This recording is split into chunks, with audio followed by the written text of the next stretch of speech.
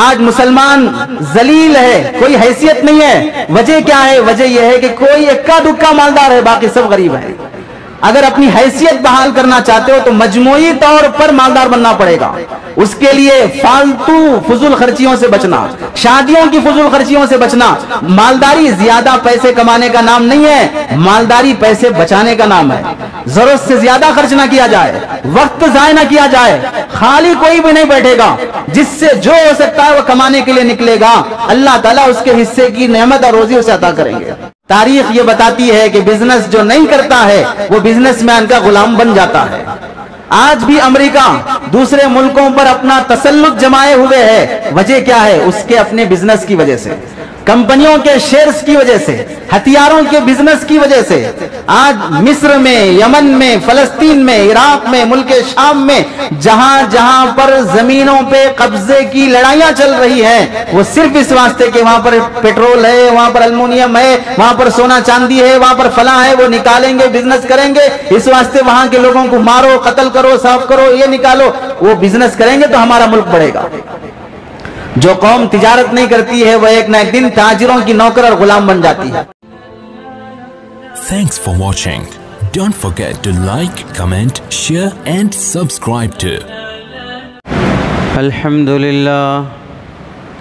الحمدللہ نحمده ونستعینه ونستغفره ونؤمن به ونتوکل علیہ ونعوذ باللہ من شرور انفسنا ومن سیئات اعمالنا من يهده الله فلا مضل له ومن يضلله فلا هادي له ونشهد أن لا إله إلا الله ونشهد أن محمدًا عبده ورسوله أما بعد فقد قال الله تبارك وتعالى في القرآن المجيد والفرقان الحميد أعوذ بالله من الشيطان الرجيم بسم الله الرحمن الرحيم فإذا قضيت الصلاة فانتشروا في الأرض وابتغوا من فضل الله وقال النبي صلى الله عليه وسلم إن الله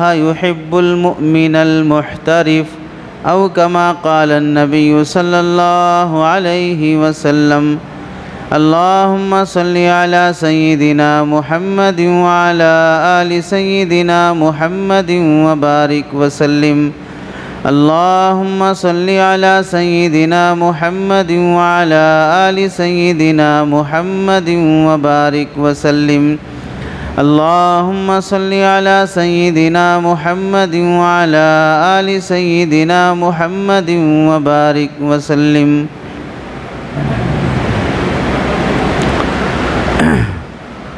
میرے محترم عزیزوں، بزرگوں اور دوستوں، قرآن مجید کی آیت اور حدیث پاک کی روشنی میں آپ حضرات کے سامنے جو بات عرض کرنی ہے وہ ہے موجودہ زمانے میں مسلمانوں کے لیے بزنس کرنا، تجارت کرنا کس قدر ضروری اور اہم ہے۔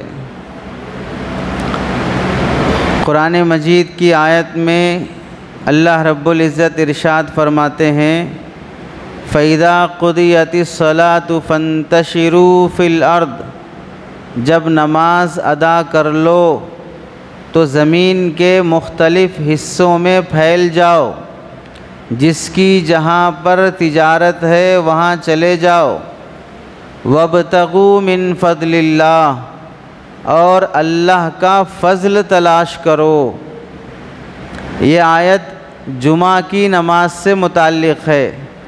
آیت کے عموم میں تمام نمازیں داخل ہیں کہ جو بھی نماز ہو، نماز سے فارغ ہونے کے بعد یہاں بیٹھ کر فالتو لغو بیکار باتیں کرنے کے بجائے عبادت کے نام پر سستی کاہلی کر کے ذکر و تلاوت میں، تعلیم میں، دوسرے کاموں میں لگ کر اپنے حقوق ادا کرنے میں پیچھے مت رہو۔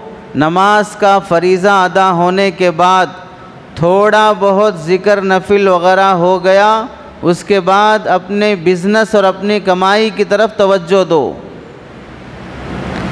اور مارکیٹ میں نکل کر جو تم کماؤ گے، پیسہ حاصل کرو گے، اللہ فرماتے ہیں وہ میرا فضل ہے، اور جو کمانے کے لیے نکلتا ہے وہ اللہ کا فضل تلاش کرنے کے لیے نکلتا ہے۔ اسی واسطے گاڑی خریدنے کے بعد بھی سامنے لکھتے ہیں ھذا من فضل ربی، یہ میرے رب کے فضل سے گاڑی ملی ہے۔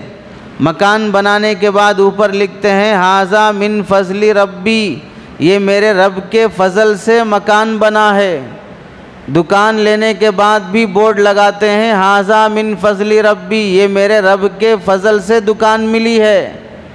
تو اللہ فرماتے ہیں نماز عبادت سے فارغ ہونے کے بعد فوراً معاش، کمائی اور پیسہ حاصل کرنے کی طرف لگو۔ نماز کی طرف آنے کا حکم بھی اللہ کا ہے، نماز کے بعد جانے کا حکم بھی اللہ کا ہے۔ تو جب نماز کے لیے آنا عبادت سمجھتے ہو اور عبادت ہے، نماز کے بعد کمانے کے لیے جانا بھی عبادت ہے۔ اور جو لوگ مال کمانے کو عیب سمجھتے ہیں، مال کمانے کو دنیا داری سمجھتے ہیں، ایسے لوگوں کو سمجھ لینا چاہیے کہ اللہ کے فضل کا انکار کر رہے ہیں۔ اللہ تو فرماتے ہیں کہ مال میرا فضل ہے، اور یہ اسے دنیا داری سمجھ کر اس سے دور بھاگ رہے ہیں۔ نتیجہ کیا ہو رہا ہے؟ مسلمان قوم دوسروں پر بوجھ بنی ہوئی ہے، پوری دنیا میں ذلیل اور حقیر بنی ہوئی ہے۔ عزت اللہ اور اس کے رسول کے نزدیک تقوی، طہارت سے، پرہیزگاری سے، عبادت اور اللہ کی محبت اور تعلق سے بنتا ہے۔ فضیلت جو حاصل ہوتی ہے ان چیزوں سے حاصل ہوتی ہے، لیکن دنیا والوں کے نزدیک چاہے کتنے بھی بڑے تقوی والا ہو، مال ہے تو عزت ہے، مال نہیں ہے تو عزت نہیں ہے۔ اسی واسطے کسی نے کہا جب جیب میں پیسہ ہوگا تو پھر پوچھیں گے ہاؤ آر یو، آپ کیسے ہیں، اور جیب میں پیسہ نہیں ہوگا تو پھر پوچھیں گے ہو آر یو، آپ کون ہیں۔ پیسہ انسان کی عزت کا معیار ہے، اور جو دینداری کے دھوکے میں پڑ کر کمانے کو دنیا داری سمجھتے ہیں، اور جب ان کے بیٹی کی شادی کی باری آتی ہے تو لڑکا کیسا منتخب کرتے ہیں، پوچھتے کہ نہیں پوچھتے کیا کما رہا ہے، کیا جاب ہے، کیا نوکری ہے، پوچھتے نہیں پوچھتے۔ اگر کمانا دنیا داری ہے تو بیٹی کی شادی کسی نہیں کمانے والے جاہل گنوار سے کر کے دے دیتے۔ پھر کیوں بایو ڈیٹا میں لکھا ہوا الگ ہے، جاب الگ ہے، یہاں کما رہے بول رہے پھر یہاں پڑے ہوئے ہیں، اتنی سب تحقیقات کیوں کرتے ہیں؟ وہ تو دنیا ہے، چھوڑ دو، بچہ تو صحیح ہے، داڑھی ہے، کرتا پیجامہ ہے، نمازی ہے، بس اٹھا کے دے دو، کیا کمائے گا؟ گھاس کھائے گا، گھاس کھلائے گا۔ اللہ تعالیٰ مال کمانے کو اپنا فضل شمار فرماتے ہیں۔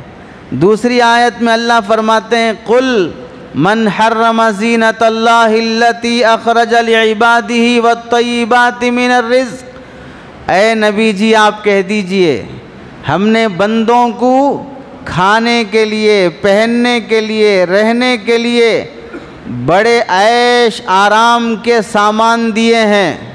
سادہ کپڑا بھی جسم چھپائے گا، بھاری کپڑا بھی جسم چھپائے گا، لیکن آدمی بھاری کپڑے میں خوبصورت دکھتا ہے، اچھا دکھتا ہے۔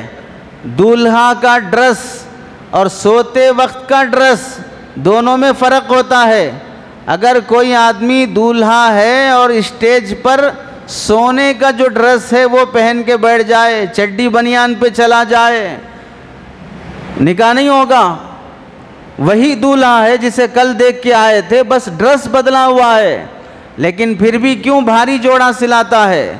اچھا کھانا نکاح میں، ولیمے میں کیوں بنایا جاتا ہے؟ چٹنی کھانے سے بھی پیٹ بھرتا ہے، نکاح اور ولیمے میں بھاری کھانا کیوں بنایا جاتا ہے؟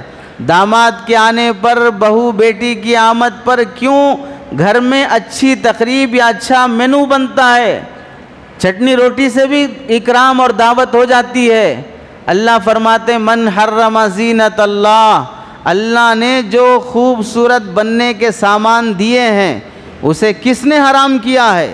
جب پیدا کرنے والا اللہ، دینے والا اللہ اسے حلال کر رہا ہے تو پھر کیوں تم اسے حرام سمجھ کر اپناتے نہیں ہو؟ اچھی چیزیں کھاتے کیوں نہیں ہو؟ اچھے کپڑے پہنتے کیوں نہیں ہو؟ اچھا سامان اپنے پاس جمع کرتے کیوں نہیں ہو؟ واضح بات سمجھ لینا چاہیے، اللہ کے نزدیک تقوی سے ہی مقام بنتا ہے، لیکن وہی اللہ دنیا میں جینے کے لیے جو چیزیں حلال کیا ہے اسے حرام سمجھ کر یا تقوی سمجھ کر چھوڑ دینا کوئی بزرگی نہیں ہے۔ تیسری آیت میں اللہ فرماتے ہیں وَآخَرُونَ يَضْرِبُونَ فِي الْأَرْضِ يَبْتَغُونَ مِنْ فَضْلِ اللَّهِ، اللہ کے راستے میں جنگ کرنے کے لیے جہاد کا جب حکم ہو تو ایک جماعت نکل پڑے گی جان دینے کے لیے، اور اللہ فرماتے ہیں وَآخَرُونَ يَضْرِبُونَ فِي الْأَرْضِ، اور دوسری جماعت سفر کر کے جائے گی پیسہ کمانے کے لیے۔ ادھر تم دین پھیلانے کے لیے جاؤ، ادھر تم پیسہ کمانے کے لیے جاؤ۔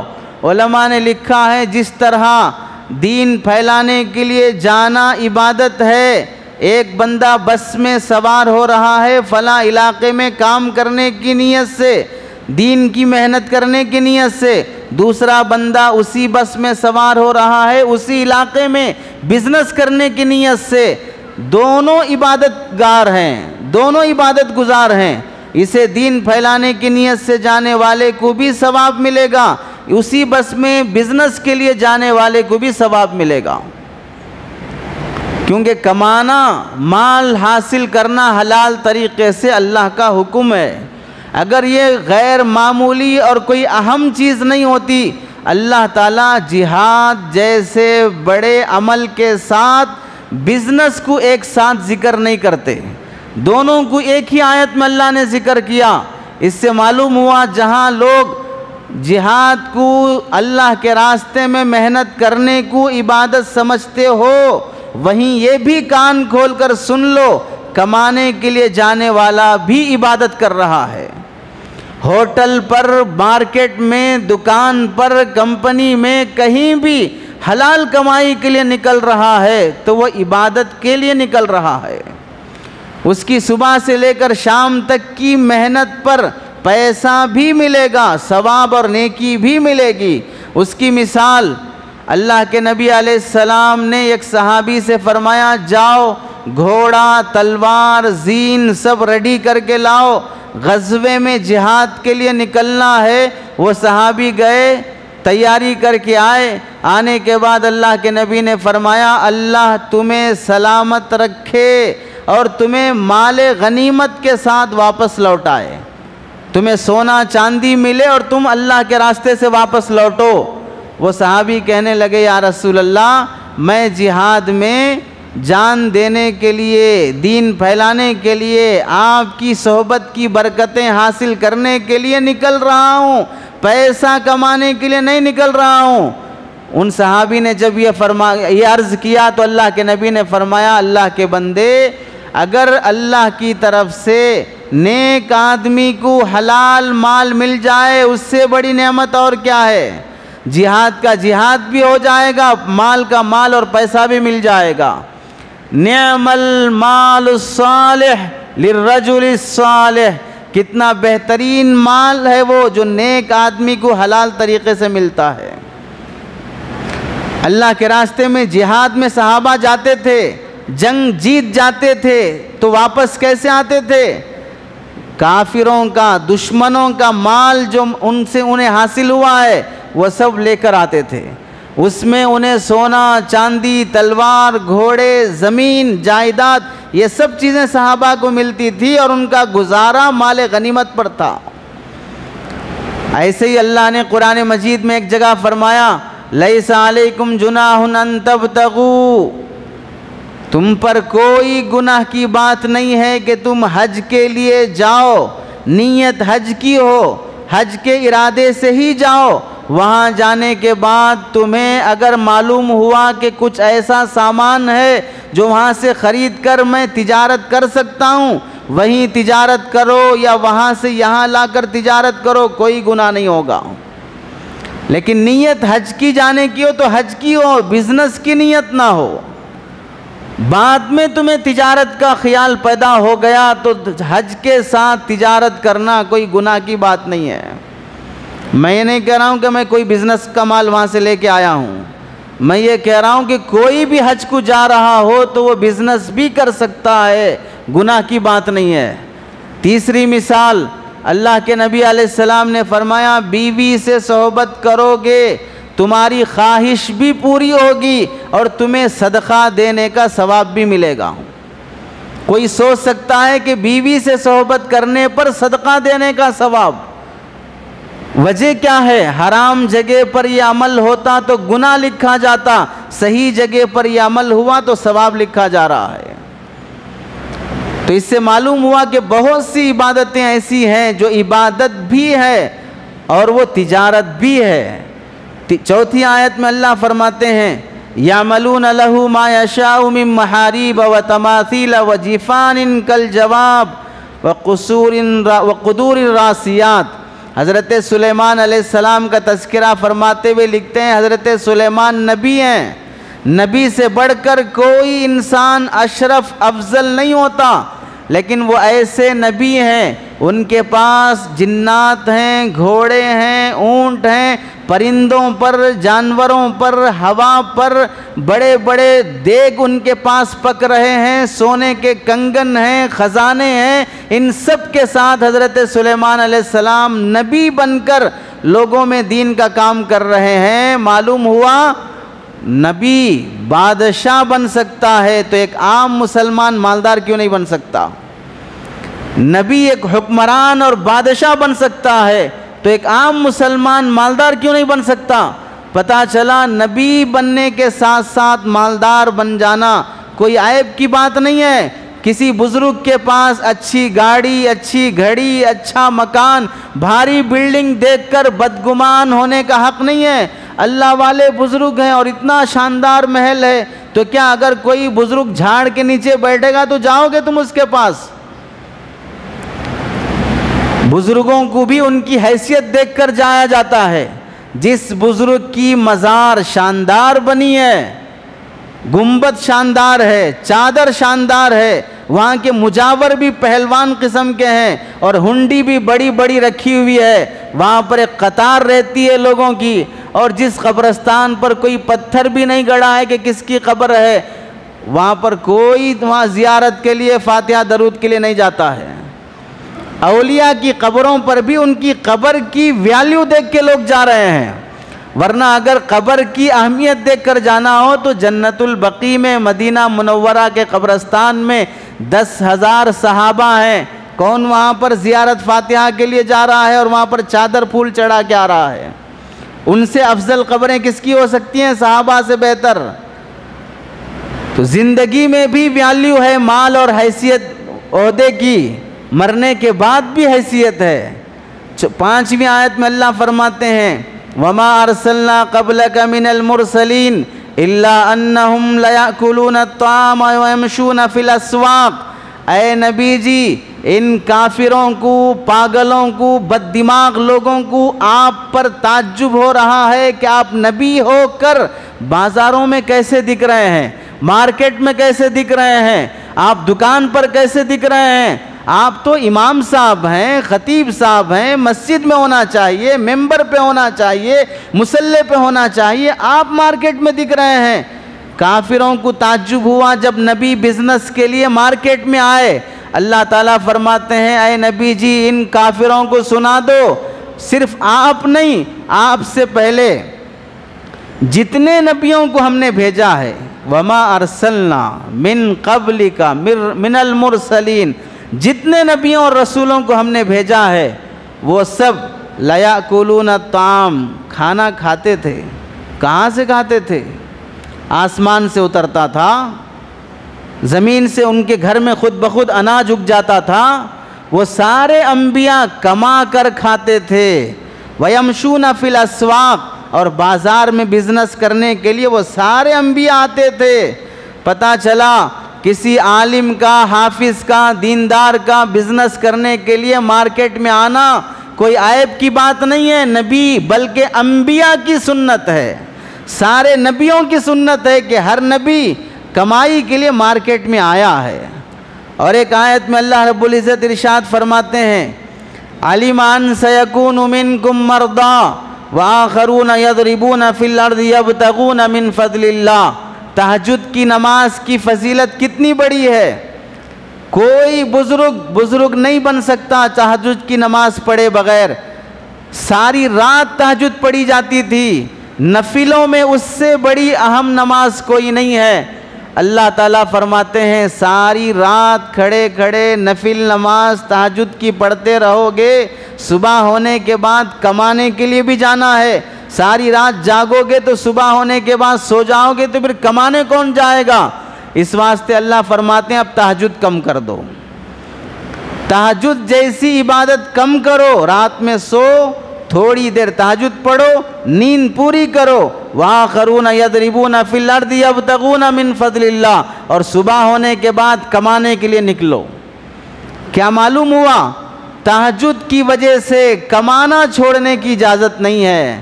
نفل عبادتوں کی وجہ سے کمانا چھوڑنے کی اجازت نہیں ہے. نفل عبادتیں چھوڑنے کی باری آئی چھوڑ دو، لیکن کمانا نہیں چھوڑا جائے گا. ہم لوگوں کو پورا دین معلوم نہیں ہوا، اس واسطے کمانے کو دنیا سمجھ لیے، اور کوئی نیک آدمی مارکیٹ میں کمانے کے لیے آ گیا تو اسے گنہگار سمجھ لیے. اور تجارت کو، مال کمانے کو دین نہیں سمجھا گیا تو اس واسطے حلال حرام کی تمیز بھی ختم ہو گئی.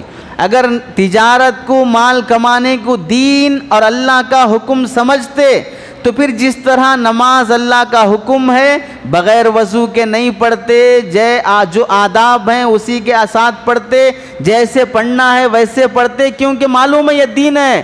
جیسے بولا گیا ویسے پڑھو گے تو ہی ہوگی، نہیں تو نہیں ہوگی. ایسے ہی اگر معلوم ہوتا کمانا بھی دین ہے اور اللہ کا حکم ہے تو جیسے کمانے کو کہا گیا ویسے کماتے، بے ڈھنگے طریقے سے نہیں کماتے اور حرام طریقے سے نہیں کماتے. کمانے کو دین نہیں سمجھا، اس واسطے منمانی سے کما رہا ہے، حلال حرام کی تمیز کے بغیر کما رہا ہے. حدیث میں اللہ کے نبی علیہ السلام کی دعا ہے اللہم انی اسألک الہدی والتقی والعفاف والغنی. اے اللہ میں تجھ سے ہدایت مانگتا ہوں، اے اللہ میں تجھ سے تقوی پرہیزگاری مانگتا ہوں، اے اللہ میں تجھ سے پاک دامن با حیا بن کر جینے کی تمنا کرتا ہوں. اور چوتھی دعا ہے اے اللہ میں تجھ سے مالداری مانگتا ہوں، مجھے مالدار بنا. اللہ کے نبی علیہ السلام کے گھر میں 2 مہینے چولہا نہیں جلتا، فاقہ ہے، پیٹ پہ پتھر بھی باندھے. دعا کیسی کر رہے ہیں؟ اللہ مجھے مالدار بنا.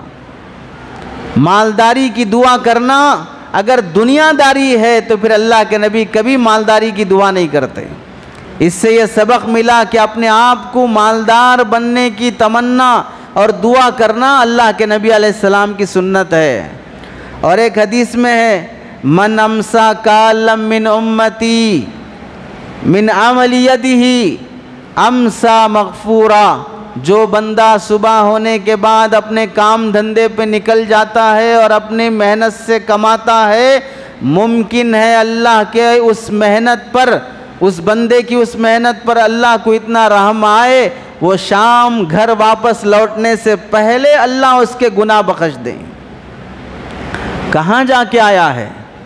مکہ مکرمہ، مدینہ منورہ، مسجد جا کے نہیں آیا ہے، مارکیٹ جا کے آیا ہے، کمانے کے لیے جا کے آیا ہے، لیکن حلال طریقے سے کمایا، اچھی نیت سے کمایا، لوگوں کے حقوق ادا کرنے کے لیے کمایا، غریبوں کی مدد کیا، تو اللہ کے نبی فرماتے ہیں کہ وہ گھر واپس لوٹنے سے پہلے گناہ بھی اس کے بخشے جا رہے ہیں. شام آپ لوٹے 1,00,000 2,00,000 روپے کما کر، اللہ کے نبی علیہ السلام کی اس حدیث کی روشنی میں 1,00,000 2,00,000 روپے پیسے کے ساتھ 1,00,000 2,00,000 نیکیاں بھی آپ کے نامہ اعمال میں لکھی جائیں گی. اور ایک حدیث میں اللہ کے نبی علیہ السلام فرماتے ہیں من الذنوب لا يكفرها الا الهم في طلب المعيشہ، بہت سے گناہ بندے کے نامہ اعمال میں ایسے ہوتے ہیں کہ اگر ان نامہ اعمال میں لکھے گئے گناہوں کی بخشش ہونا ہے تو اس کے لیے صرف اور صرف محنت سے کمانا ہے، محنت سے کمانے پر ہی وہ گناہ بخشے جاتے ہیں، وہ گناہوں کی معافی محنت سے کمانے پر اللہ نے موقوف رکھا ہے۔ کتنی بڑی نعمت ہے، یعنی کمائی بھی ہو رہی ہے اور گناہ بھی بخشے جا رہے ہیں۔ اور ایک حدیث میں اللہ کے نبی فرماتے ہیں ان اللہ یحب المؤمن المحترف، اللہ تعالیٰ اپنے ہاتھ کے ہنر سے کمانے والے بندے سے محبت فرماتے ہیں۔ محبوب اولیاء، محبوب اولیاء، سارے ولیوں کے محبوب، اللہ کے محبوب سیدنا عبد القادر جیلانی رحمۃ اللہ علیہ، اللہ ان سے محبت فرماتے ہیں۔ حدیث فرماتی ہے کہ اگر تم اپنے دکان پر پنچر ڈال رہے ہو، فروٹس بیچ رہے ہو، پھول بیچ رہے ہو، کوئی بھی کاروبار کر رہے ہو، اللہ تم سے بھی محبت فرماتے ہیں۔ وجہ کیا ہے؟ بندوں کے سامنے یہ ہاتھ پھیلانا اللہ کو بڑا ناراض کرتا ہے۔ اس ہاتھ سے محنت کر کے کما کر پیٹ بھر سکتے ہو اور اسی ہاتھ سے تم ہاتھ پھیلا کر بھی پیٹ بھر سکتے ہو۔ اللہ کو ہاتھ پھیلانا پسند نہیں ہے تو پھر کیا پسند ہے؟ کمانا پسند ہوگا۔ اگر یہ کہا جائے ہاتھ بھی نہیں پھیلانا، کمانا بھی نہیں، تو باپ کھلائے گا، کون کھلائے گا پھر؟ تو ایک چیز ناپسند ہے، زنا ناپسند ہے تو نکاح پسند ہوگا، سود ناپسند ہے تو پھر بزنس پسند ہوگا، حرص ناپسند ہے تو پھر قناعت پسند ہوگا، کنجوسی ناپسند ہے تو پھر سخاوت پسند ہوگی، ایک چیز ناپسند ہے تو پھر دوسری چیز پسند ہوگی۔ اور ایک حدیث میں اللہ کے نبی علیہ السلام فرماتے ہیں العافیت عشرۃ اجزاء، سکون سے جینے کے اللہ نے 10 راستے رکھے ہیں، سکون سے جینے کے اللہ نے 10 راستے رکھے ہیں۔ 9 فی طلب المعیشہ، وہ 10 راستوں میں اللہ نے سکون رکھا ہے۔ ان 10 راستوں میں سے 9 راستے ایسے ہیں جس میں اگر تم سکون چاہتے ہو تو 9 راستے کمانے کے راستے ہیں، 9 راستے کمانے کے راستے ہیں جس میں سکون اللہ نے رکھا ہے۔ کتنی بڑی فضیلت کی بات ہے۔ لوگ سمجھتے ہیں کہ کمانے میں ٹینشن ہے، کمانے میں سکون ہے۔ جو فالتو گھروں میں بیٹھے ہوئے ہیں ان سے، ان کے ماں باپ سے پوچھ لو، ان کی بیوی سے پوچھ لو، ان کے سسرال سے پوچھ لو، کتنا بوجھ بنا ہوا ہے۔ اگر یہ شوہر ہونے کا رشتہ، باپ ہونے کا رشتہ، بھائی ہونے کا رشتہ، بیٹا ہونے کا رشتہ نہیں ہوتا تو پھر یہ لوگ بھی تمنا کرتے مر گیا تو اچھا ہے۔ وہ رشتہ داری، وہ ڈی این اے ان کو روک رکھا ہے کہ بھئی میرا بیٹا ہے، میرا شوہر ہے، اس واسطے زندگی کی تمنا اور دعا کرتے ہیں۔ اگر یہ رشتے نہ ہوتے اور کمائے بغیر بوجھ بن کر جو گھروں میں بیٹھے ہیں، ان کی موت کی تمنا کرنے میں کوئی چیز رکاوٹ نہیں ہے۔ اس کے بعد صحابہ میں حضرت عمر رضی اللہ تعالیٰ عنہ کیا فرماتے ہیں؟ عربی حضرت عمر رضی اللہ تعالیٰ عنہ کا قول ہے لان اموتا، میں مر جاؤں بین صابئی رحلی، میرے کجاوے پر اونٹ پہ سوار ہو کر دونوں طرف پیر ڈال کر بیٹھ کے، جیسے گاڑی میں بائک میں بیٹھتے ہیں ویسے بیٹھ کر بزنس کرنے کے لیے نکلا، مارکیٹ میں بزنس کرتے ہوئے تھک گیا اور اسی حالت میں میرا انتقال ہو گیا۔ میں اللہ سے تمنا کرتا ہوں، بزنس کرنے کے لیے نکلا اور اسی حالت میں میرا انتقال ہو گیا، میں اللہ سے تمنا کرتا ہوں کہ ایسی حالت میں میری موت آئے۔ بیکاری، چبوترے آباد کیے ہوئے، کٹوں پہ بیٹھے ہوئے، فالتو باتیں کرتے ہوئے، ویڈیو گیم کھیلتے ہوئے، ویڈیوز بناتے ہوئے اور گلیوں میں، سڑکوں میں آوارہ گدھوں اور کتوں کی طرح پھرتے ہوئے مرنے سے محنت کر کے کسان کی موت مرنا بہتر ہے۔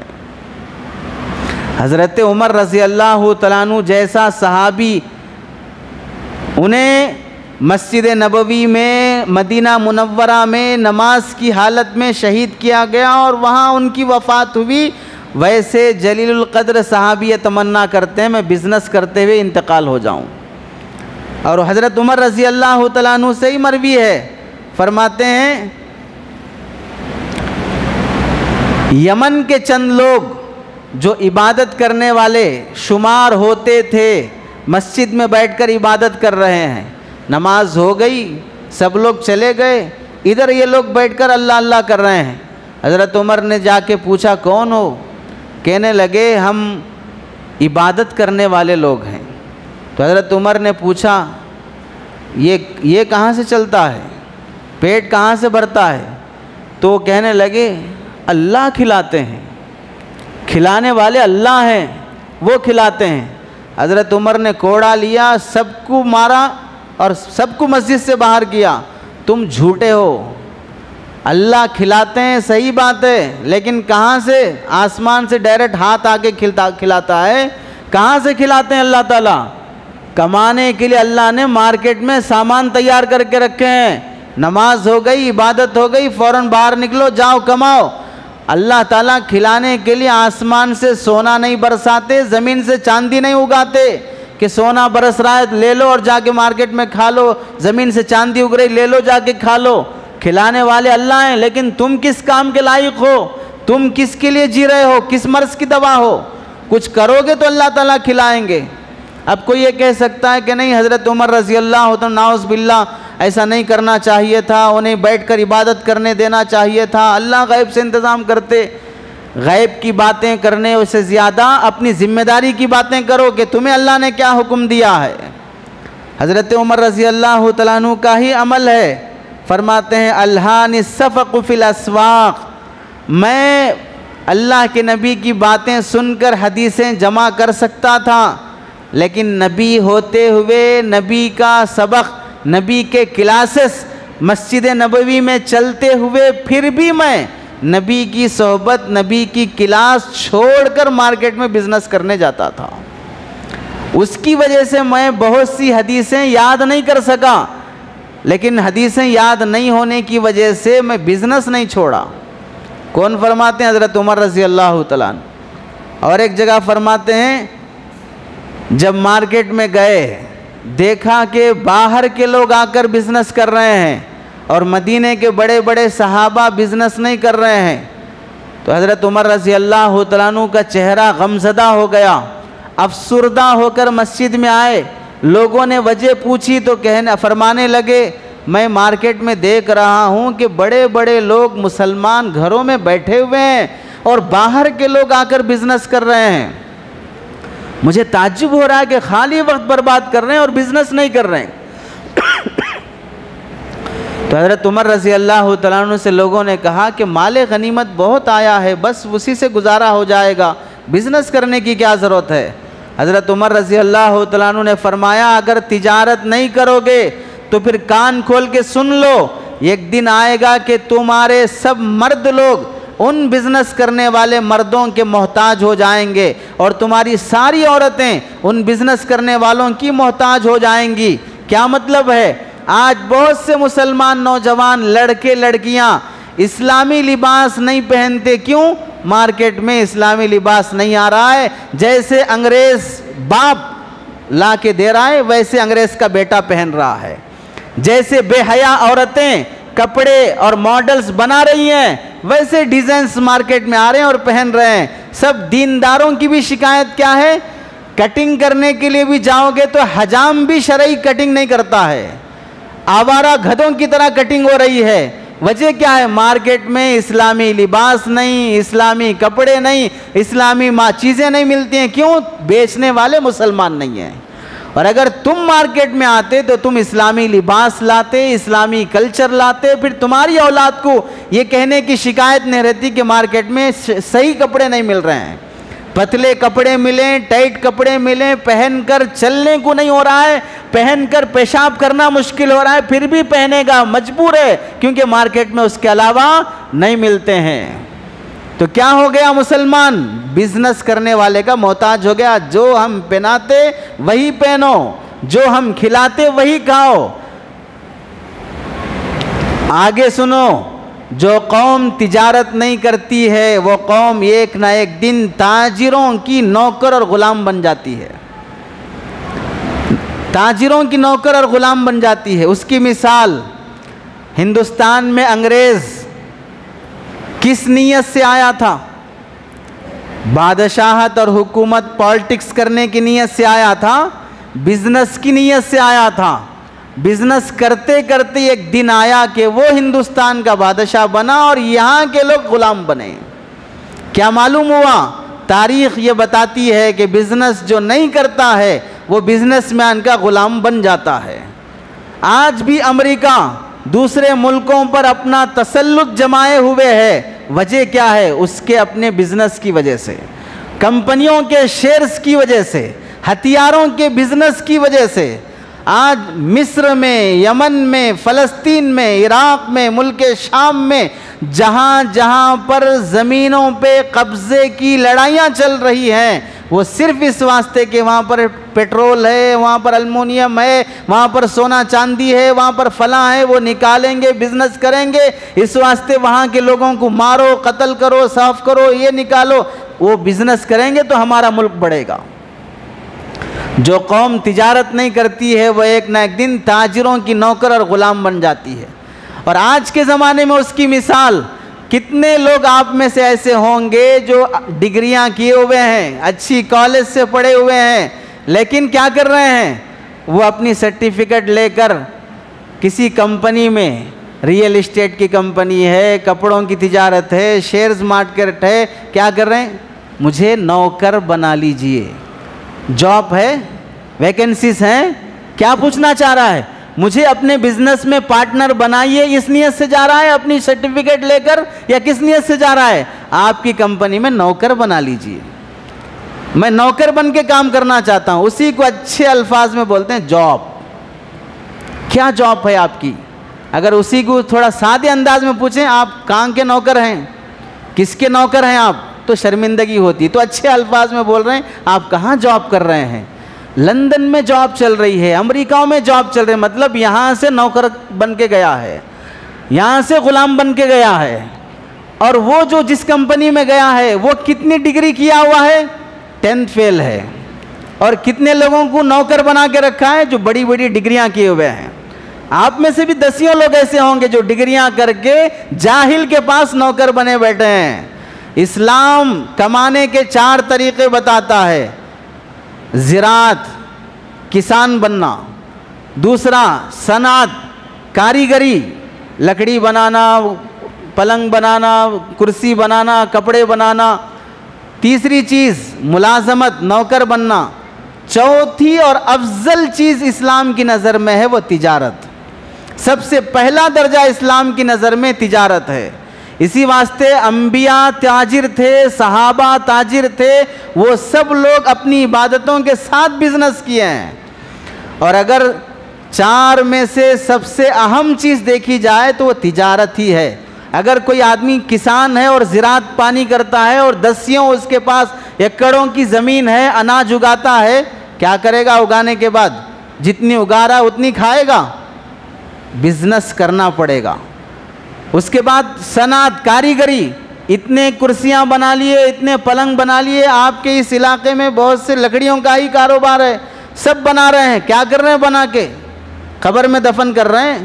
بنانے کے بعد بزنس کرنا پڑے گا۔ معلوم ہوا زراعت کے بعد اینڈ میں بزنس ہے، کاریگری کے بعد اینڈ میں پیٹ بھرنے کے لیے بیچنا پڑے گا۔ اس لیے شریعت کہتی کہ بزنس کرو، تجارت کرو، اچھی طرح تجارت کرو گے، محنت کرو گے تو اللہ کے نبی فرماتے ہیں امانت داری کے ساتھ، سچی زبان کے ساتھ، وعدہ خلافی کے بغیر، جھوٹی تعریف کیے بغیر، ٹال مٹول کیے بغیر اسلامی تجارت کرو گے تو جہاں اللہ تعالیٰ نے تہجد پڑھ کر، ذکر کر کے، تلاوت کر کے سیدنا عبد القادر جیلانی، جنید بغدادی، خواجہ اجمیری، بڑے بڑے اولیاء کو کل قیامت کے دن نبیوں کے ساتھ کھڑا کرے گا، اللہ کا وعدہ ہے، اللہ کے نبی کا وعدہ ہے، مارکیٹ میں بیٹھ کر اسلامی تجارت کرنے والے تاجر اور بزنس مین کو بھی اللہ تعالیٰ کل نبیوں کے ساتھ کھڑا کرے گا۔ یہ مسجد میں صرف فرض پڑھنے کے لیے دکھتا تھا، باقی پورا ٹائم اس کا مارکیٹ میں کمانے کے لیے چلتا تھا. اللہ تعالیٰ اس عابد کو بھی اور اس تاجر کو بھی نبیوں کے ساتھ کھڑا کریں گے. تو تم میں کتنے لوگ ہیں اپنی تجارت کے ساتھ وقت ضائع کیے بغیر صحیح اللہ کو، اللہ کی محبت کو پا سکتے ہیں؟ اور اس کے ساتھ ساتھ یہ بات یاد رکھنے کی ہے کہ آج بھی جتنے اولیاء ہیں ان کے مشہور اقوال ہیں کہ عبادت کے ساتھ حضرت سفیان ثوری رحمۃ اللہ علیہ سے پوچھا گیا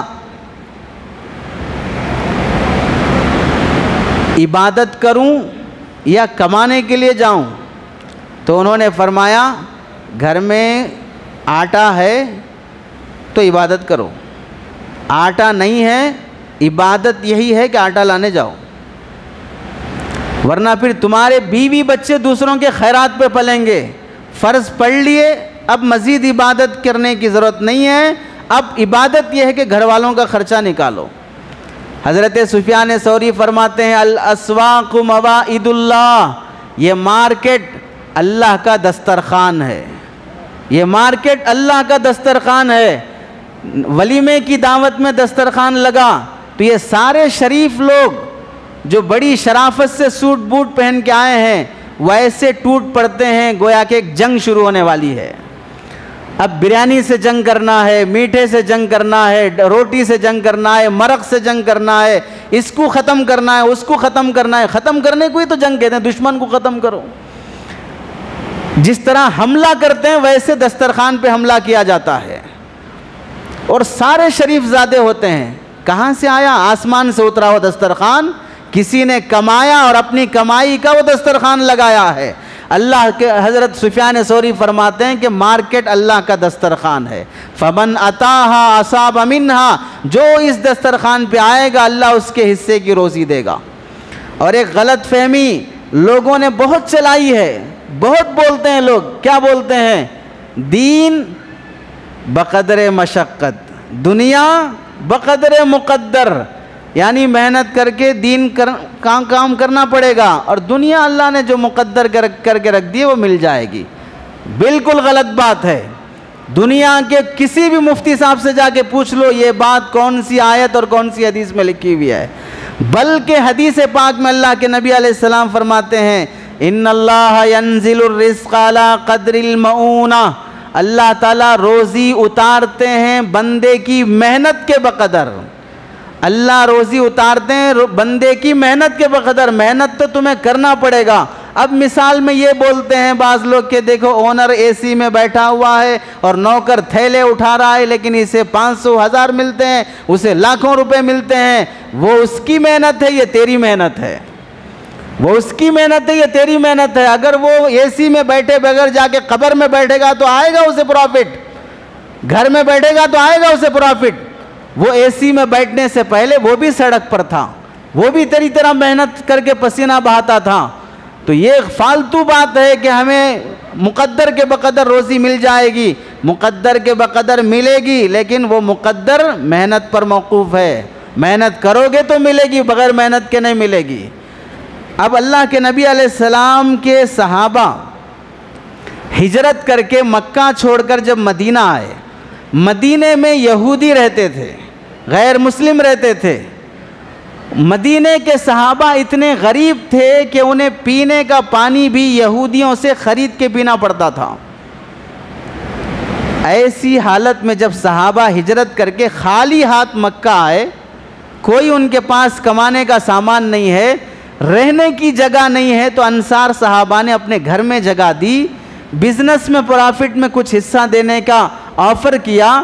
صحابہ وہ کچھ قبول نہیں کیے. تمہارے گھر تمہیں سلامت، تمہاری بیویاں تمہیں سلامت، تمہارے پیسے تمہیں سلامت، ہمیں مارکیٹ کا راستہ بتا دو، ہمیں مارکیٹ کا راستہ بتا دو بس.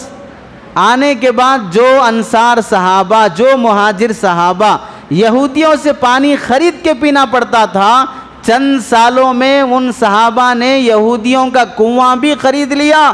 یہودی مدینے کے بڑے بڑے تاجر اور مالدار بن گئے. کیسے بنے؟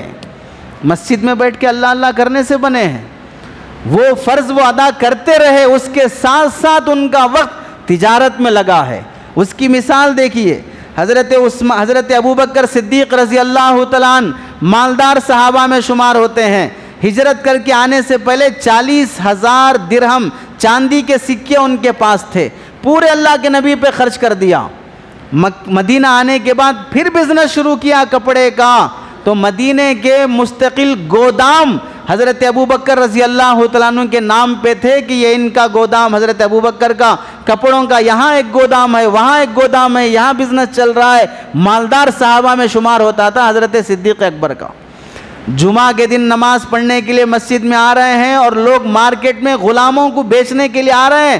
نماز پڑھ کے جاتے ہوئے ہم جس طرح چندہ صدقہ 1 روپیہ 2 روپیہ ڈال کے جاتے ہیں, صدیق اکبر رضی اللہ تعالیٰ عنہ جمعہ پڑھ کے جانے کے بعد ان 10 غلاموں کو لاؤ اور پیسہ دیتے اور ان کو خریدتے آزاد کر دیتے. پیسہ دیتے خریدتے آزاد کر دیتے. آدمی کو خرید کر آزاد کرنا کوئی معمولی بات ہے.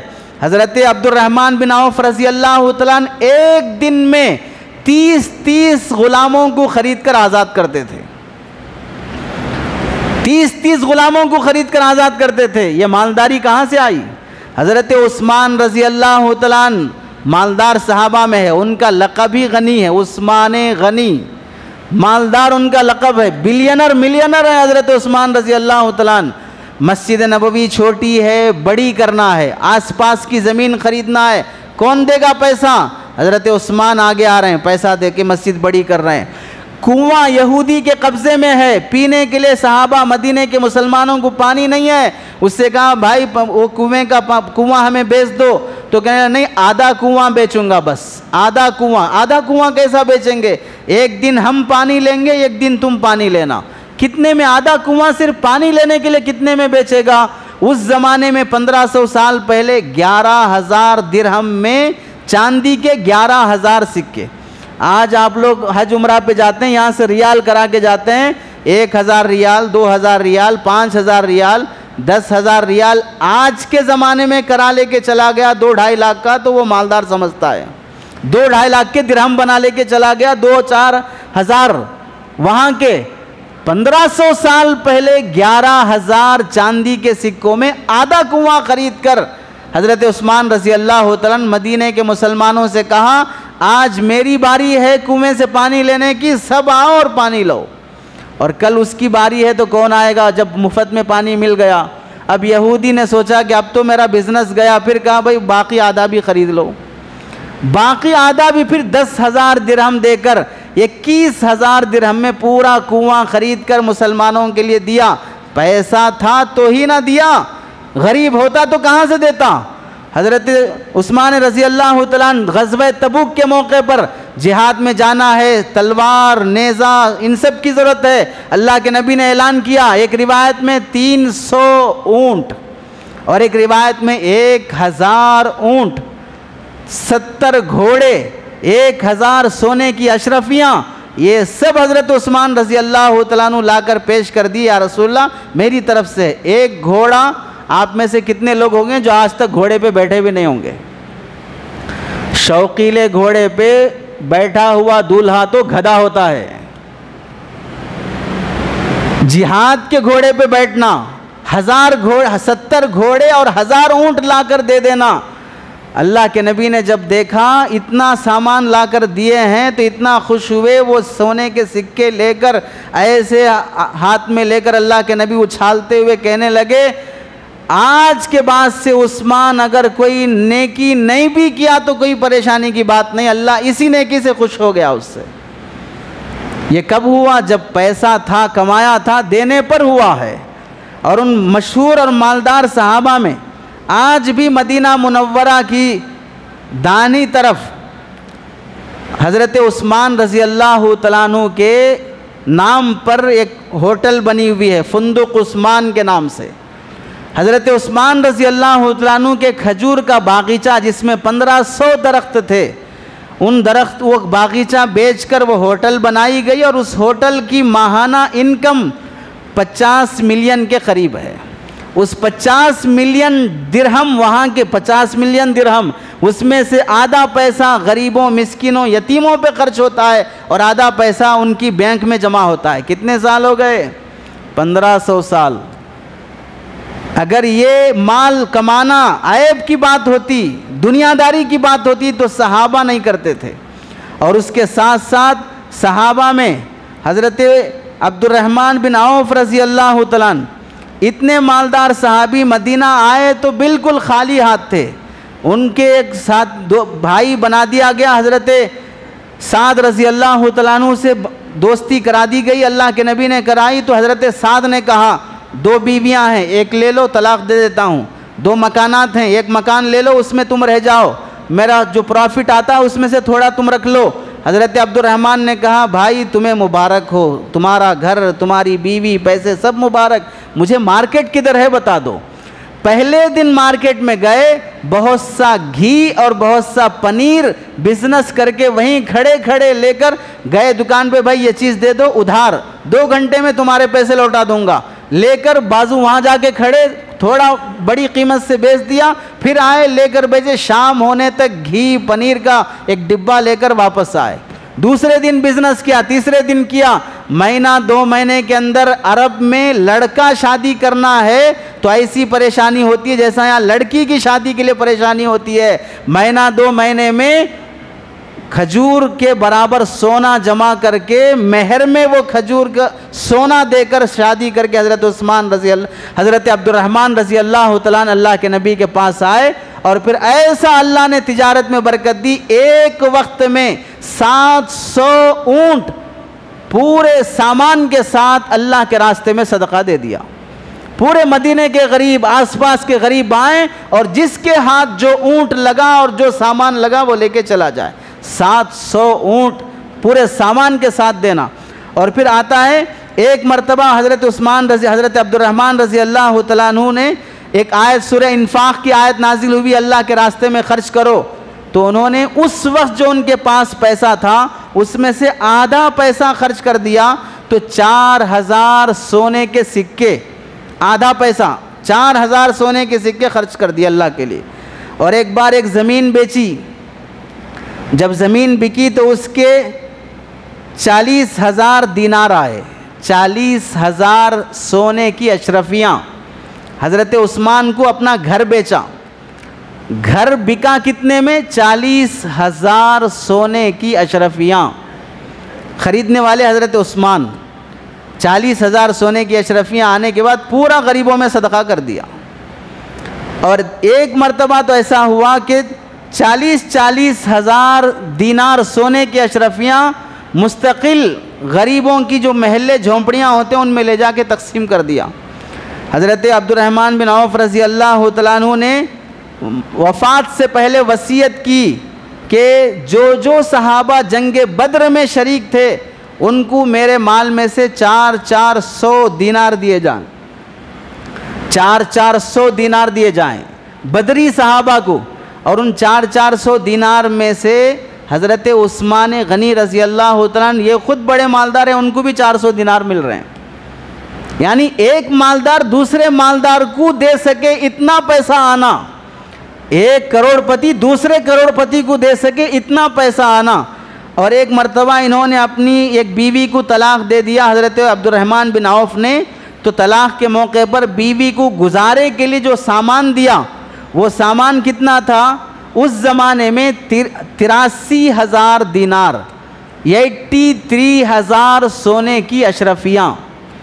اور اس کے بعد حضرت عبد الرحمن رضی اللہ تعالیٰ عنہ نے ایک مرتبہ نبی کی بیویوں کے لیے ایک باغیچہ وقف کر دیا۔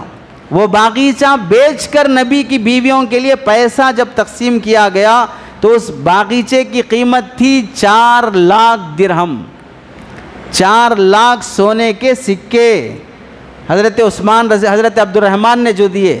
اور اس کے بعد حضرت عبد الرحمن بن عوف رضی اللہ تعالیٰ عنہ کی انتقال کے وقت 4 بیویاں ہیں، ان 4 بیویوں کو 8واں حصہ وراثت میں ملتا ہے، یعنی مال کے 8 حصے کریں گے، ایک حصہ 4 بیویوں میں تقسیم کریں گے۔ سمجھ لو اگر مرنے والے کے پاس 8 روپیے ہیں تو 1 روپیہ نکال کر بیوی کو دیں گے، اگر ایک بیوی ہے تو 1 روپیہ، 2 بیویاں ہیں تو 8 آنے 8 آنے، 4 بیویاں ہیں تو 4 آنے 4 آنے لینا ہے۔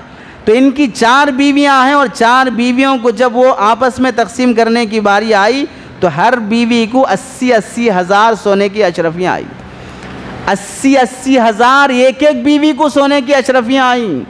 اور جب ان کے پراپرٹی سونے چاندی کے ڈلوں کی شکل میں جو تھی وہ جو آروں سے کاٹ کاٹ کر تقسیم کرنے کی باری آئی، آریوں سے کاٹنے والوں کے ہاتھوں میں چھالے پڑ گئے.